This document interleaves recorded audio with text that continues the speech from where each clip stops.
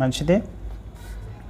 మనము పోయిన నెలలో కొన్ని ఆత్మీయ పాఠాలను నేర్చుకున్నాం. మనము ఆత్మలోకములో జరుగుతున్న విషయాల గురించి మనం కొంచెం ధ్యానం చేసుకున్నాం కదా. ఆత్మలోకములో మనకు పరిచయం ఉండాలి.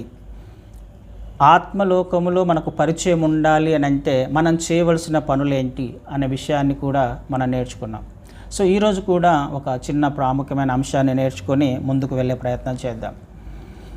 సహజంగా ప్రార్థన అనగానే మనకు ఒక విషయం జ్ఞాపకం వస్తుంది. ప్రార్థన అనగానే దేవునితో సత్సంబంధం దేవునితో కనెక్ట్ అయి ఉండడం కదా. ప్రార్థనలో దేవునితో మనము కనెక్ట్ అయి ఉంటాం. దేవుని సన్నిధిలోకి మనం వెళ్ళేటప్పుడు ఎలా వెళ్తాం? ప్రార్థన చేసుకోవడానికి మనం వెళ్తున్నాం అనుకుందాం. మనం ప్రార్థన చేసుకోవడానికి వెళ్ళేటప్పుడు ఎలా వెళ్తాం? జనరల్గా ఒక రూమ్లోకి వెళ్తున్నప్పుడు సిద్ధపడి మన హృదయాలను సిద్ధపరచుకొని లోపలికి వెళ్ళి మోకరించి ప్రార్థన చేసుకుంటాం కదా. సిద్ధపడి వెళ్తాం. మనం ఏ అంశాల గురించి ప్రార్థన చేయడానికి వెళ్తున్నామో వాటిని ఒకసారి జ్ఞాపకం చేసుకొని ఎలా ప్రార్థన చేయాలో, ఆయన సన్నిధిలో ఎలా మొరపెట్టాలో సిద్ధపాటు కలిగి మనం అక్కడికి వెళ్తాం. ఆయనను కలుసుకోవడానికి వెళ్తాం. అయితే ప్రార్థన చేయడానికి వెళ్తూ ఉన్నప్పుడు మనము ఆయనను ఫిజికల్గా కలవబోతున్నామా లేకపోతే ఆత్మలో కలవబోతున్నామా? ఒకసారి ఆలోచన చేద్దాం. ప్రార్థన చేయడానికి వెళ్తున్నప్పుడు మనము ఆయనను భౌతికంగా కలుస్తున్నామా, ఆత్మలో కలుస్తున్నామా? ఖచ్చితంగా ఆత్మలోనే కదా మనం కలిసేది ఆయనని. ఆయన సన్నిధికి వెళ్తున్నాము అని అంటే ఆత్మ ద్వారా మనము ఆయనను కనెక్ట్ అవ్వబోతున్నాం. ఆయన సన్నిధికి వెళుతున్నాం. అంటే శరీరముతో మనం ఏదైనా చేసే ప్రయత్నం చేస్తున్నప్పుడు శరీరముతో మనము ఆయన వద్దకు వెళ్ళలేం. ఈ దేహముతో మనము ఆయన వద్దకు వెళ్ళలేం కదా. మనం ఆయన వద్దకు వెళ్ళాలి. కృపాసనము వద్దకు ధైర్యంగా మనం ఎలా వెళ్ళగలము అంటే కళ్ళు మూసుకొని ఆయన హృదయంలో ధ్యానిస్తూ మన ఆత్మను ఆయనతో కనెక్ట్ అవ్వడానికి ప్రయత్నం చేస్తాం. ఆయన సింహాసనము మీద ఆసీనుడై ఉన్నాడని పరలోకములో ఒక దర్శనము చూస్తూ ఆయన సింహాసనం ఎదుటగా మోకరించినట్టుగా సాగిలపడినట్టుగా మనం ఊహించుకొని ప్రార్థన చేస్తే మనం త్వరగా కనెక్ట్ అయ్యే అవకాశం ఉంది. అయితే ఎలా మనము ప్రార్థన చేయడానికి వెళ్తాము అని అంటే ఆత్మలో ప్రార్థన చేసే ప్రయత్నం చేస్తాం. భౌతికంగా శరీరముతో ఆయనను మనము దర్శించలేము. అది అసాధ్యము. అంటే ఒక విషయం మనకు అర్థం అవ్వాల్సింది ఏంటి? శరీరముతో చేసే ఏ పని అయినా, ఈ దేహముతో చేసే ఏ పని అయినా అది దేవుణ్ణి సంతృప్తిపరచలేదు. శరీరానుసారముగా మన ఆలోచన చొప్పున దేవునికి ఏది మనం సమర్పించే ప్రయత్నం చేసినా అది ఖచ్చితంగా దేవుణ్ణి సంతోషపరచలేదు. మన డైలీ లైఫ్లోనే మనం చూస్తున్నాం. ప్రార్థనకు వెళ్ళే సమయాన్నే మనం ఒక్కసారి ఉదాహరణకు తీసుకుందాం. మనము ఆయన వద్దకు వెళ్తున్నాము అని అంటే ఆత్మలో ప్రార్థన చేయడానికి, ఆత్మతో ప్రార్థన చేయడానికి వెళ్తున్నాం. అంటే మనము క్రీస్తు వారిని లేకపోతే దేవుణ్ణి ఎలా సంతోషపరచగలము, ఎలా ఆయనతో మాట్లాడగలము, ఎలా ఆయన వద్దకు వెళ్ళగలము అంటే ఆత్మ ద్వారా జరిగించిన క్రియ ద్వారా, ఆత్మతో చేసిన ప్రార్థన ద్వారా. శరీరముతో మనం ఎట్టి పరిస్థితుల్లో దేవుని వద్దకు వెళ్ళలేము. శరీరముతో చేసిన క్రియలు, మన సొంత ఆలోచనలతో చేసిన ప్రార్థన ఎట్టి పరిస్థితుల్లో దేవుణ్ణి సంతోషపరచలేదు. ఆత్మతో చేసిన ప్రార్థన మాత్రమే ఆయనను సంతోషపరుస్తుంది అన్న విషయము మనకు అర్థం కావాలి. అంటే మనము దేనికి ప్రయారిటీ ఇవ్వవలసిన వారమై ఉన్నాము అనే విషయము మనకు అర్థం కావాలి. ఈ శరీరము, ఈ దేహము ఖచ్చితంగా ఒకరోజు మన్నులో కలిసిపోవలసిందే. కానీ మనం ఆయన వద్దకు వెళ్తున్నాం, శరీరంతోనే వెళ్తున్నాం. కానీ రెండు రకాల ప్రార్థనలు అక్కడ జరుగుతాయి. రెండు రకాల ప్రార్థనలు జరుగుతాయి. ఏ ప్రార్థన జరుగుతుంది? మన శరీరముతో చేసే, మన ఆలోచనలతో చేసే. మీకు ఒక భాగాన్ని చూపిస్తాను. కొరింథీయులకు రాసిన మొదటి పత్రికలో, కొరింథీయులకు రాసిన మొదటి పత్రిక 2వ అధ్యాయంలో 12వ వచనాన్ని నేను చదువుతాను. 12, 13 వచనాలను చదువుతాను. దేవుని వలన మనకు దయచేయబడిన వాటిని తెలుసుకొనుటకై మనము లౌకికాత్మను కాక దేవుని యొద్ద నుండి వచ్చు ఆత్మను పొంది ఉన్నాము. మనుష్య జ్ఞానము నేర్పు మాటలతో కాక ఆత్మ సంబంధమైన సంగతులతో సరిచూచుచు ఆత్మ నేర్పు మాటలతో వీటిని గూర్చియే మేము బోధించుచున్నాము. ఇక్కడ రెండు ఆత్మలు మనకు కనిపిస్తున్నాయి. ప్రతి ఒక్క వ్యక్తిలో ఈ రెండిట్లో ఏదో ఒక ఆత్మ ఉండే అవకాశం ఉంది. లౌకిక ఆత్మ, ఇంకొకటి దేవుని నుండి వచ్చిన ఆత్మ, దేవుని యొద్ద నుండి వచ్చు ఆత్మ. లౌకిక ఆత్మ అనే ఒక ఆత్మ కనిపిస్తుంది, దేవుని యొద్ద నుండి వచ్చిన ఆత్మ ఒకటి కనపడుతుంది. మనము చేసే ప్రార్థన ఆయన వద్దకు వెళ్ళినప్పుడు మనం ఈ రెండిట్లో ఏదో ఒక ఆత్మతో ప్రార్థన చేసే అవకాశం ఉంది. లౌకిక ఆత్మ అంటే లోకానుసారమైన ఆత్మ ద్వారా ప్రార్థన చేసే అవకాశం ఉంది. అదేవిధంగా దేవుని వద్ద నుండి వచ్చిన ఆత్మ ద్వారా ప్రార్థన చేసే అవకాశం ఉంది. ఏంటి డిఫరెన్స్? లౌకిక ఆత్మ ఏ విధమైన ప్రార్థన చేస్తుంది? లౌకిక ఆత్మ ఈ లోకానుసారమైన ఆత్మ, లేకపోతే శరీరముతో, మన ఆలోచనతో, మన జ్ఞానముతో ఆయన వద్దకు వెళ్ళి చేసే ప్రార్థన ఎలా ఉంటుంది అంటే లోకానుసారంగా. అంటే అర్థం ఏంటంటే నా గురించి, నా క్షేమం గురించి, నాకు ఏదైనా మేలు జరగడానికి ఆయన వద్దకు వెళ్ళి ఏదో నేను కోరుకుంటున్నాను, ఒక ఆశీర్వాదాన్ని నేను కోరుకుంటున్నాను నా క్షేమం కొరకు, నా కుటుంబము కొరకు, నా పరిస్థితి బాగుండడానికి నేను ఆయన వద్దకు వెళ్ళి నేను ఒక ప్రార్థన చేస్తున్నా. అయితే ఆయనతో ఏం మాట్లాడుతున్నా? నేను ఇదిగో ఈ పరిస్థితి నాకు బాగలేదు, ఈ పరిస్థితి సమకూర్చు, ఈ పరిస్థితి అనుకూలపరచు, జరిగించు, ఈ ఫేవర్ను నాకు కావాలి. అది ఏ విషయమైనా కావచ్చు, నేను సంతోషంగా ఉండడానికి, నాకు క్షేమం కలగడానికి. ఆలోచన. ఇది చేయకూడదా అని అంటే మనం ముందు నేర్చుకుందాం. ఇది చేయకూడదంటే చేయాలి, కానీ ఎప్పుడు చేయాలన్న విషయము, ఎలా చేయాలన్న విషయం కూడా తర్వాత నేర్చుకుందాం. అయితే మొట్టమొదటిగా మనం ఎలా చేసే అవకాశం ఉందంటే లౌకిక ఆత్మతో ప్రార్థన చేసే అవకాశం ఉంది. లోకానుసారమైన ఆత్మతో, మన ఆలోచనలతో, మన జ్ఞానంతో, నా కొరకు, మన కొరకు, నా క్షేమం కొరకు, నా మేలుల కొరకు నేను ప్రార్థన చేసే అవకాశం ఉంది. అంటే స్వార్థపూరితమైన ప్రార్థన అంటాం, సెల్ఫిష్ ప్రేయర్. అంటే అలా చేయకూడదా అంటే చేయాలి. అయితే ఇంకొక ప్రార్థన ఎలా ఉంటుంది? దేవుని నుండి వచ్చిన ఆత్మతో చేసే ప్రార్థన ఎలా ఉంటుంది? దేవుని సంగతులను గూర్చి అది విచారిస్తుంది, దేవుని గురించిన ఆలోచన అది చేస్తుంది. నా గురించి కాదు, దేవుని యొక్క ఆత్మ యొక్క పరిస్థితి దేవుని ఆత్మ ఏం చెబుతుంది అని అంటే, అందరూ తమ తమ సొంత కార్యాలనే చేసుకుంటున్నారు, కానీ దేవుని పనిని ఎవరు చేయట్లేదు అంటాడు. అంటే సొంతంగా చేసే ఆలోచన లౌకిక ఆత్మ ద్వారా చేసే ప్రార్థన, దేవుని గురించిన పని గురించి చేసే ప్రార్థన దేవుని నుండి వచ్చిన ఆత్మ ద్వారా చేసే ప్రార్థన. ఏంటిది? ప్రభువైన క్రీస్తు వారు ఎందుకు వచ్చారు ఈ లోకంలోకి? ఆయన కొరకు వచ్చారా? కానే కాదు, సకల మానవాళి కొరకు, మన కొరకు ఆయన ఈ లోకంలోకి వచ్చాడు. అంటే ఎదుటి వ్యక్తి కొరకు చేసే ప్రార్థన అని అర్థం. నా కొరకు కాదు, కానీ నా సహోదరుడు బాగుండాలి, నా సహోదరుడు క్షేమంగా ఉండాలి, ఆ సహోదరుడు ఆ బంధకాలలో ఉన్నాడు, ఆ సమస్యల్లో ఉన్నాడు, ఆ పరిస్థితుల గుండా వెళ్తున్నాడు, అతన్ని విడిపించు నాయనా, అతన్ని బాగు చేయి, అతని బంధకాలను వినిపించు. ఈ ప్రార్థనను దేవుడు ఇష్టపడతాడు. ఎందుకు దేవుడు ఈ ప్రార్థన? మరి నా సంగతి ఏంటి? అసలు నీ సంగతి గురించి నువ్వు ఆలోచించాల్సిన అవసరం ఖచ్చితంగా లేదు. మొదటగా ఆయన రాజ్యమును, ఆయన నీతిని వెతికితే అవన్నీ నీకు సమకూర్చబడతాయి. అంటే మనకు రావాల్సినవన్నీ కూడా ఆటోమేటిక్గా మనకు వస్తాయి. కానీ చేయాల్సిన పని ఇతరుల గురించి ఆలోచించడానికి నేను సృష్టించబడ్డా. ఇతరుల గురించి ప్రార్థన చేయడానికి దేవుడు నన్ను ఏర్పాటు చేసుకున్నాడు. నా గురించి ప్రార్థన చేయడానికి కాదు, నా గురించి ఆయన పట్టించుకుంటాడు, నా క్షేమం గురించి ఆయన పట్టించుకుంటాడు. నా గురించి నేను కన్నీటి ప్రార్థన చేయాల్సిన అవసరంలా, నా గురించి నేను ఆయన వద్దకు గోజాడాల్సిన అవసరంలా.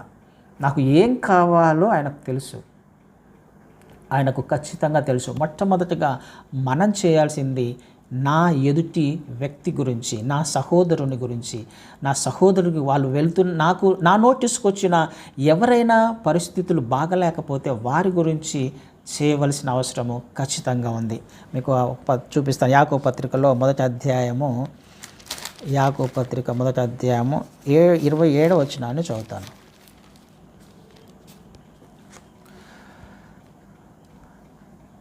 27వ వచనంలో, తండ్రి అయిన దేవుని ఎదుట పవిత్రమును నిష్కలంకమునైన భక్తి ఏదనగా దిక్కులేని పిల్లలను విధవరాండ్రను వారి ఇబ్బందులలో పరామర్శించుటయు లోక మాలిన్యము తనకంటకుండా తన్ను తాను కాపాడుకొనుటయునే.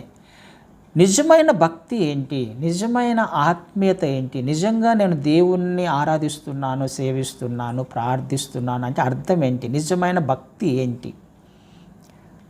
పవిత్రమైన భక్తి అంటే దేవుని ఎదుట పవిత్రము నిష్కలంకమైన భక్తి దిక్కులేని పిల్లలను విధవరాండ్రను వారి ఇబ్బందుల్లో పరామర్శించుట. దిక్కులేని వారికి, అనాథల గురించి, ఇబ్బందుల్లో ఉన్న వారి గురించి, ఎవరు పట్టించుకోలేని వారి గురించి, ప్రార్థన చేయడానికి కూడా వారికి తెలియని వారి గురించి, వాళ్ళ గురించి నువ్వు పరామర్శించడము, వాళ్ళ గురించి నువ్వు ప్రార్థన చేయడము అనేది ఒకటి ఉంది చూసారా? అది యథార్థమైన నిజమైన భక్తి, నిజమైన ఆత్మీయత, నిజమైన క్రైస్తవ్యం. ఒకటి వాళ్ళను పట్టించుకోవడము, ఎదుటి వ్యక్తిని పట్టించుకోవడము, ఎదుటి వారి గురించి ప్రార్థన చేయడము, పట్టించుకోని వారి గురించి ప్రార్థన చేయడము, ఇబ్బందుల్లో ఉన్న వారి గురించి ప్రార్థన చేయడము, వారిని పరామర్శించడము, భక్తి, పవిత్రమైన భక్తి, పవిత్రమైన ఆత్మీయత, వాళ్ళ గురించి పట్టించుకోవడము ఒకటి. రెండవది తన్ను తాను కాపాడుకొనుటయే. ఇహలోక మాలిన్యము తనకంటకుండా తన్ను తాను కాపాడుకొనటం. నిజమైన ఆత్మీయత ఏంటి అనంటే, నాకు ఇవ్వబడిన ఈ ఆత్మను, దేవుని నుండి వచ్చిన ఈ ఆత్మను ఇహలోక మాలిన్యము అంటకుండా కాపాడుకోవాలి.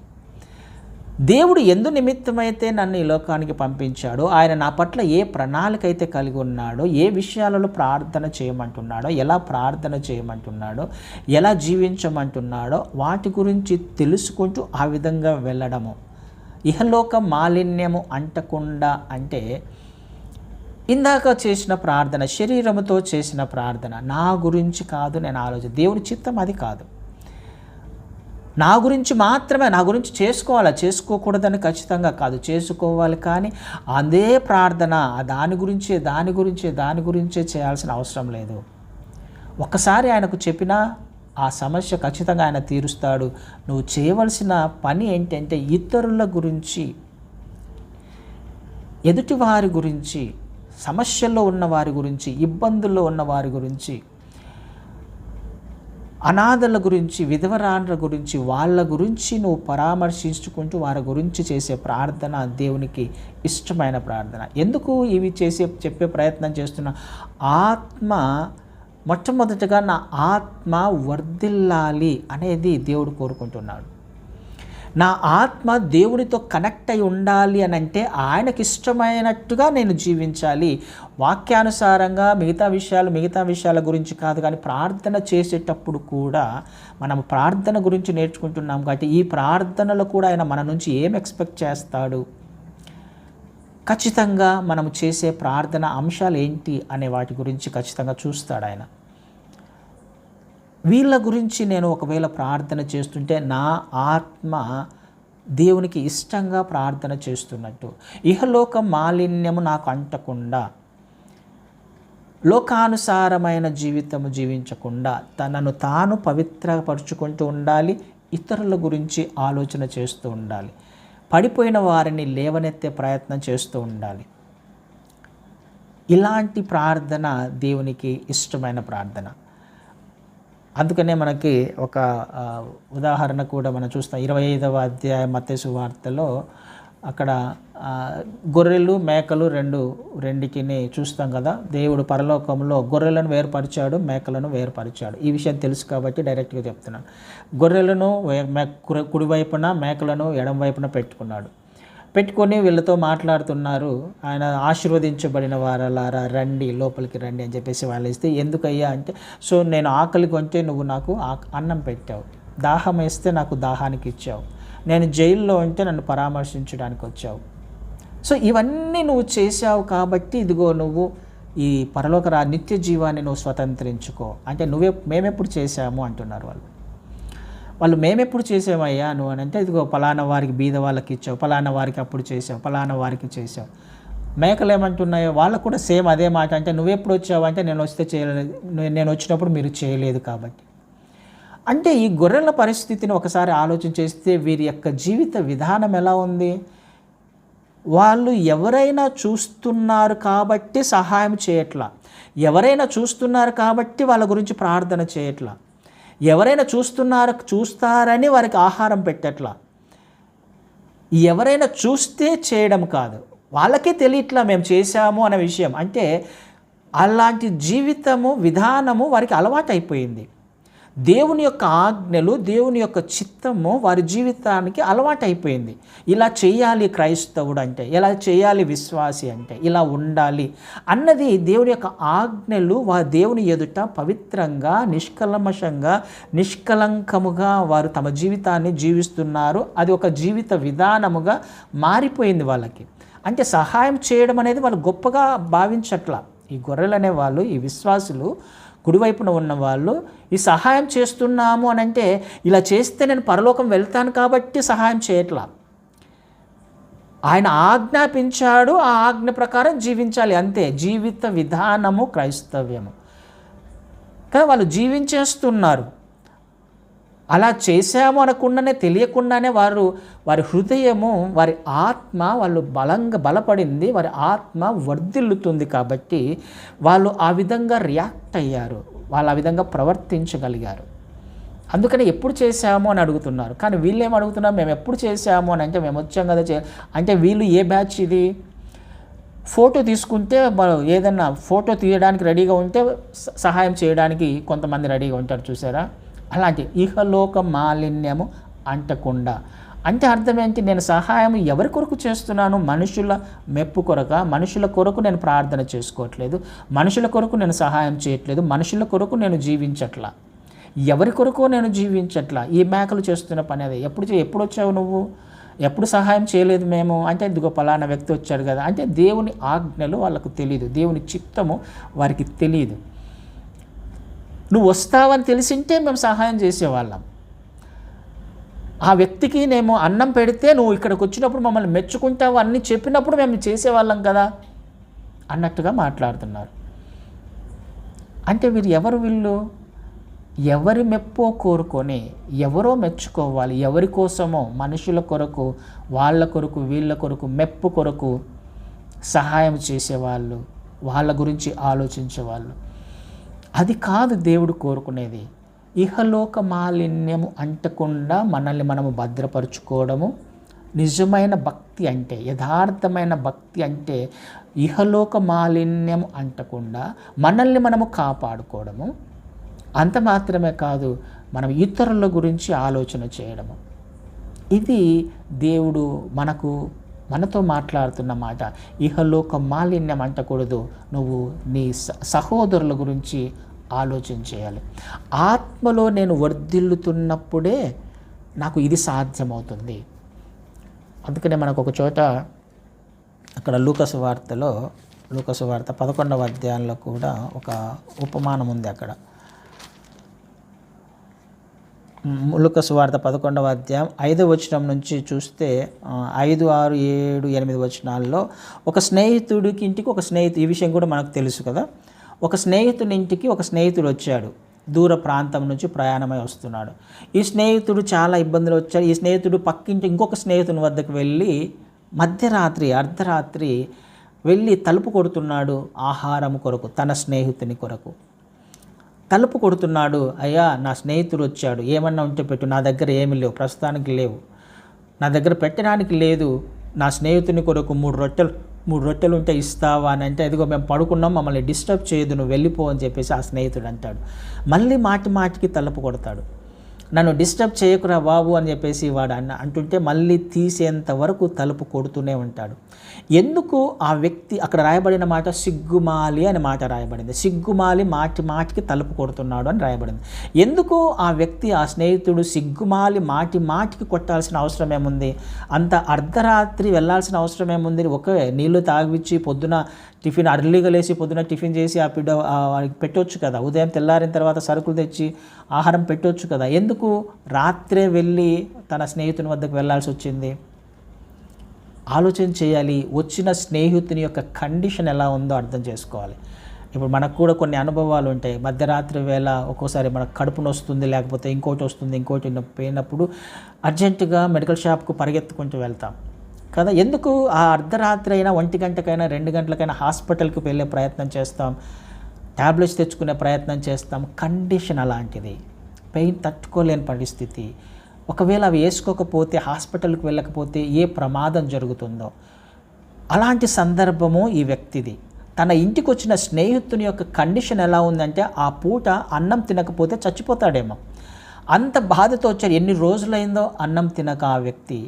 ఎక్కడి నుంచో దూర ప్రయాణం చేసి వచ్చాడు, ఆహారం లేదు, తినకపోతే చచ్చిపోతాడు. కానీ తన స్నేహితుని కొరకు ఈ స్నేహితుడు వెళ్ళి తన స్నేహితుని వద్ద చేయి చాస్తున్నాడు. సిగ్గుమాలి మాటి మాటికి తలుపు కొడుతున్నాడు. అది చేయాల్సిన ప్రార్థన. అందుకనే కిందకు వచ్చినప్పుడు అటువలే అని రాయబడింది. అటువలే మీరు కూడా అడగండి ఇస్తాను, వెతకండి దొరుకుతుంది, తట్టండి నేను తీస్తాను. అటువలే అంటే అర్థం ఏంటి? ఎవరి కొరకు నువ్వు ప్రయాసపడాలని దేవుడు కోరుకుంటున్నాడు. అటువలే కిందకు వచ్చినప్పుడు చివరి వాక్యాన్ని ఒకసారి చదువుతాను నేను. 13వ వచనాన్ని చదువుతాను. పరలోకమందున్న మీ తండ్రి తన్ను అడుగువారికి పరిశుద్ధాత్మను ఎంతో నిశ్చయముగా అనుగ్రహించును అని రాయబడింది. పరలోకమందున్న మీ తండ్రి మీరు అడిగితే పరిశుద్ధాత్మను ఎంతో నిశ్చయముగా ఇస్తాను అని రాయబడింది. అడగండి అంటున్నాడు. ఏం అడగాలి? మీరు ఏదన్నా అడగండి ఇస్తాను అంటున్నాడు. అయ్యా ఇదిగో నా కుమారునికి, లేకపోతే నా కుమార్తెకి, ఇదిగో నా ఆరోగ్యం గురించి ఇదిగో అడుగుతున్నానంటే ఇదిగో పరిశుద్ధాత్మను తీసుకో. అయ్యా నాకు ఆర్థికంగా సమస్య ఉందంటే ఇదిగో పరిశుద్ధాత్మను తీసుకో. అంటే మనం ఏది అడిగితే ఆయన ఇస్తానన్నది మాత్రం పరిశుద్ధాత్మని, వేరే దాన్ని కాదు. నువ్వు ఏది అడిగినా పరిశుద్ధాత్మని ఇస్తాడు ఆయన. ఎందుకు పరిశుద్ధాత్మని ఇస్తాడు? ఆ పరిస్థితులలో పరిశుద్ధాత్మ నీకు ఒక విషయాన్ని బోధిస్తాడు. ఆ పరిస్థితుల్లో పరిశుద్ధాత్మ దేవుడు ఆ సమస్య నుంచి ఎలా బయటికి రావాలో ఆయన నీకు బోధిస్తాడు. ఆ సమస్యలో పరిశుద్ధాత్మ దేవుడు నీకు ఆ సమస్య అది అవసరమా కాదా అనే విషయాన్ని తెలియచేస్తాడు. అంటే నీకున్న ప్రతి సమస్యకి కూడా, ప్రతి పరిస్థితికి కూడా సమాధానము పరిశుద్ధాత్మ దేవుడే. ఇది మనకు అనుకూలంగా ఈ వాక్యాన్ని మనం మార్చుకుంటూ ఉంటాం. అడగండి అడిగితే ఇస్తాను, అడుగుడి ఇవ్వబడును. అంటే మనం అడిగితే ఆయన ఇస్తానన్నావు కదా, నువ్వు నాకు ఇవ్వు అని ప్రార్థన చేస్తూ ఉంటాం. కానీ ఆయన ఇస్తానన్నది ఏంటి? పరిశుద్ధాత్మనే. నువ్వు అడిగినా ఆయన ఇచ్చేది పరిశుద్ధాత్మనే. ఆ పరిశుద్ధాత్మ ద్వారా మాత్రమే ఆ సమస్యలో నుంచి నువ్వు బయటికి రాగలవు. ఆ పరిశుద్ధాత్మ ద్వారా మాత్రమే నువ్వు నడిపించగలవు. ఆ పరిస్థితిలో నువ్వు చేసే ప్రార్థన సరైనదేనా కాదా, నువ్వు అడిగే కోరిక నిజమా కాదా అనేది పరిశుద్ధాత్మ దేవుడు నీకు బోధిస్తాడు, నీకు తెలియచేస్తాడు. సరైన మార్గంలో నిన్ను నడిపిస్తాడు. నడిపించడానికి ఆయన నీకు ఇస్తానంటున్నాడు. అడిగితే పరిశుద్ధాత్మని ఇస్తానంటున్నాడు. ఎందుకు పరిశుద్ధాత్మని ఇస్తానంటున్నాడు అని అంటే, ఆ స్నేహితుని వద్దకు వెళ్ళి మాటి మాటికి సిగ్గుమాలి తలుపు తట్టాలి అని అంటే, ఆ వ్యక్తి ఈ స్నేహితుని గురించి ఆలోచించే మనస్సు రావాలి అని అంటే, ఎదుటి వ్యక్తి గురించి ఆలోచించే మనస్సు ఒక వ్యక్తికి రావాలి అని అంటే అది సొంతంగా రాదు, అది ఎవరమూ చేయలేం. పరిశుద్ధాత్మ దేవుడు మనలో ఉంటే తప్ప, మనలో ప్రేరేపిస్తే తప్ప ఎదుటి వ్యక్తి గురించి ప్రార్థన చేయలేము. పరిశుద్ధాత్మ దేవుడు నాలో ఉంటే తప్ప ఎదుటి వ్యక్తిని నేను క్షమించలేను. పరిశుద్ధాత్మ దేవుడు నాలో ఉంటే తప్ప నేను ఎదుటి వ్యక్తిని ప్రేమించలేను. దేవుడు నాలో ఉంటే తప్ప, దేవుని ఆత్మ ద్వారా మాత్రమే దేవుని సంగతులను ఆలోచించగలము, మరి దేనితో కూడా కాదు. ఇది మనకు అర్థం కావాలి. ఆయన పరిశుద్ధాత్మని ఇస్తానన్నాడు నీ మేలు కొరకు, నీవు ఆత్మలో బలపడడానికి, ఆత్మీయతలో బలపడడానికి, ఆత్మీయతలో స్థిరపడడానికి. నేను ఆత్మీయతలో బలపడాలి, ఆత్మలో బలపడాలంటే నా వద్ద ఉన్న ఒకటే ఒక ముఖ్య కారణము, లేకపోతే ఒక టూల్ ఏంటి, లేకపోతే ఒక మార్గం ఏంటి అంటే ప్రార్థన.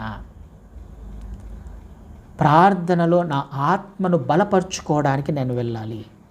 ప్రార్థనలో నాకు ఇహలోక మాలిన్యము నుండి నేను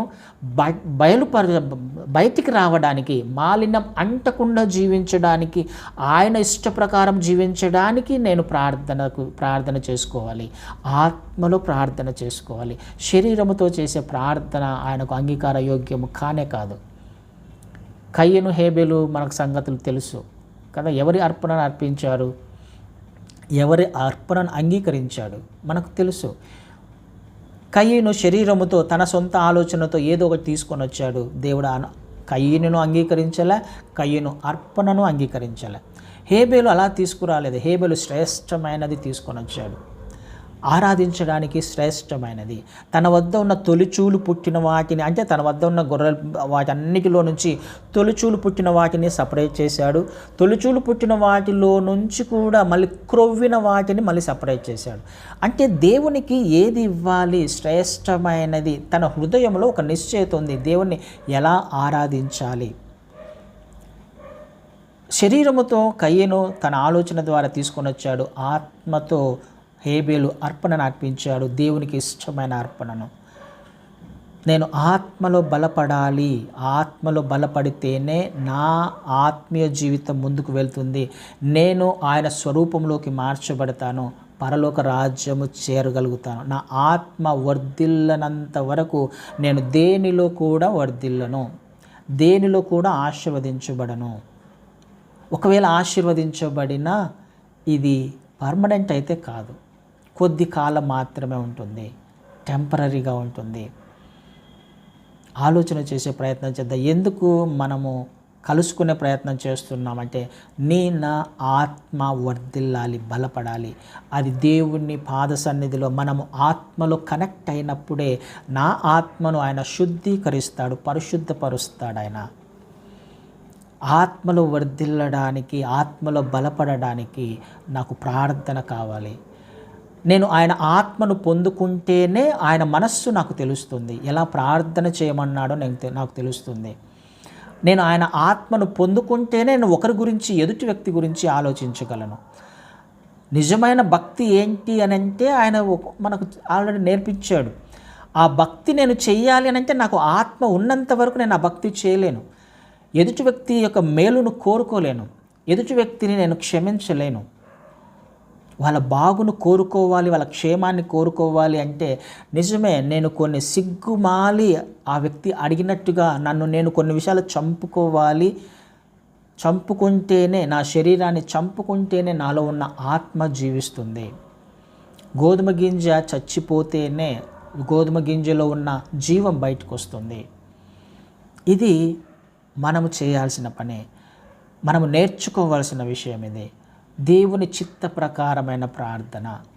ఎందుకు మనం ఆయన వద్దకు వెళ్తున్నామంటే కనెక్ట్ అయి ఉండడానికి, నా ఆత్మ బలపడడానికి, ఆయన నా గురించి నాకు ఏం చెప్పాడో ఆ విషయాలు తెలుసుకోవడానికి, నా భక్తి జీవితం ఏంటో నన్ను నేను పరీక్షించుకోవడానికి, నేను యథార్థంగా ఉన్నానా, ఆయన చిత్త ప్రకారం ప్రార్థన చేస్తున్నానా, ఆయన చిత్త ప్రకారం జీవిస్తున్నానా లేదా, లేకపోతే అయ్యా నాకు నీ ఆత్మ కావాలి, నేను ఈ ఏరియాలలో తప్పిపోతున్నాను, ఈ ఏరియాలలో నీకు ఇష్టంగా జీవించలేకపోతున్నాను, ఈ ఏరియాలలో నేను సరిగా ప్రార్థన చేసుకోలేకపోతున్నాను, నీ ఆత్మ నాకు కావాలి నాయనా. ఆయన రాకడ అతి సమీపంగా ఉంది అనే విషయం మనకు ఖచ్చితంగా తెలుసు. అన్ని సూచనలు నెరవేర్చబడుతున్నాయి. ఈరోజు ఉన్నవాడు రేపు ఉండట్లా. అలాంటప్పుడు నేను చేయవలసిన పని యథార్థమైన భక్తే కదా చేయాల్సింది, యథార్థంగా నమ్మకంగానే కదా ఆయనకు జీవించాల్సింది. ఆలోచన చేద్దాం. ఆత్మ వర్ధిల్లాలి, ఆత్మ బలపడాలి. ప్రార్థనలో సాధ్యమవుతుంది. ఆయన సన్నిధిలో మోకరించినప్పుడు, ఆయనతో మాట్లాడినప్పుడు, ప్రార్థన చేసుకుంటున్న స్థితి ఇది ఒకరికి చెప్పాల్సిన అవసరంలా దేవునికి తెలుసు మనమేంటో.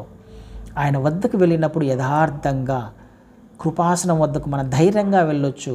ఆయన కుమారులముగా, కుమార్తెలముగా, అయా ఇది పరిస్థితి, నేను చేయలేకపోతున్నాను, క్షమించలేకపోతున్నాను, లేకపోతే ఇంకొకటి, అందుకనే నాకు నీ ఆత్మ కావాలి, నీ ఆత్మను దయచేయమని వేరేవి అవసరం లేదు మనకు. మన ప్రతి అవసరత కూడా ఆయనకు తెలుసు, ఏమి కావాలి.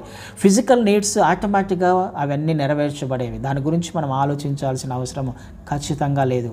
అయితే దేని గురించి చేయాలి మనం అంటే ఎదుటి వ్యక్తి గురించి, ఇతరుల గురించి, అనాథల గురించి, బీదల గురించి, షెల్టర్ లేని వారి గురించి, లేకపోతే ఆపదలో ఉన్న వారి గురించి, ఆకలితో ఉన్న వారి గురించి, సమస్యల్లో ఉన్న వారి గురించి, మన నోటీస్కి వచ్చిన ఇతరుల గురించి, నా సహోదరుల గురించి, నా సహోదరుల గురించి చేసిన ప్రార్థన ఆయనకి ఇష్టము. అందుకని ఒక చోట అంటాడు కదా ఎజ్కేల్లో, నేను ఈ దేశమును నా తెగులుకు నాశనానికి అప్పగించకుండా ఉన్నట్లు, లేకపోతే తీర్పులోకి తీసుకురాకుండా ఉన్నట్లు ఎవరైనా ప్రార్థన చేసే వాళ్ళు ఉన్నారేమో అని ఆయన చూస్తున్నాడంట. అంటే ఆయన యొక్క తీర్పు లోకం మీదకి రాబోతున్నప్పుడు వాళ్ళందరూ నశించిపోవడం కూడా ఆయనకి ఇష్టం కాదు. నశింప చేయడం ఆయన ఇష్టం కాదు. అయితే వాళ్ళ గురించి ప్రార్థన చేస్తే నేను వారిని తప్పిస్తాను అని అంటున్నాడు. ప్రార్థన చేసేవాళ్ళు కావాలి. అది మనం నేర్చుకోవాలి. ఆయన వద్దకు ఎందుకు వస్తున్నాం? వాళ్ళ కొరకు ప్రార్థన చేసినప్పుడు నేను ఆటోమేటిక్గా ఆశీర్వదించబడతాను. నా అవసరతలు ఆటోమేటిక్గా తీరిపోతాయి. నేను ఎదుటి వ్యక్తి గురించి ఆలోచించినప్పుడు ఆ వ్యక్తి ఎలాంటి పరిస్థితులలో ఉన్నాడో, ఆ వ్యక్తి చచ్చిపోయే స్థితులలో మన ఇంటికి వచ్చాడు, ఆకలి ఆ రోజు తీరకపోతే చచ్చిపోతాడేమో, అలాంటి స్థితిలో చాలామంది ఉన్నారు. చనిపోయే స్థితిలో చాలామంది ఉన్నారు. నరకానికి వెళ్ళే స్థితిలో చాలామంది ఉన్నారు. వాళ్ళను క్షమించమని, వాళ్ళ గురించి వాళ్ళు చేస్తున్న ఆలోచనలు సరైనవి కాదని, వాళ్ళ ఆలోచనలు సరైనవి కాదు కానీ మన ఆలోచనలు సరైనవేగా. అలాంటప్పుడు వాళ్ళ గురించి ప్రార్థన చేయాల్సిన బాధ్యత మనకుందిగా. ఇది మొదటి కారణము మనం నేర్చుకోవాల్సిందే. మనం ఆయన వద్దకు ఎందుకు వెళ్తున్నాం? ప్రార్థన చేయడానికి. నా గురించి కాదు, ఇతరుల గురించి. నా సమస్యలు ఆటోమేటిక్గా తీరుతాయి వాళ్ళ గురించి ప్రార్థన చేసినప్పుడు. హల్లెలూయా.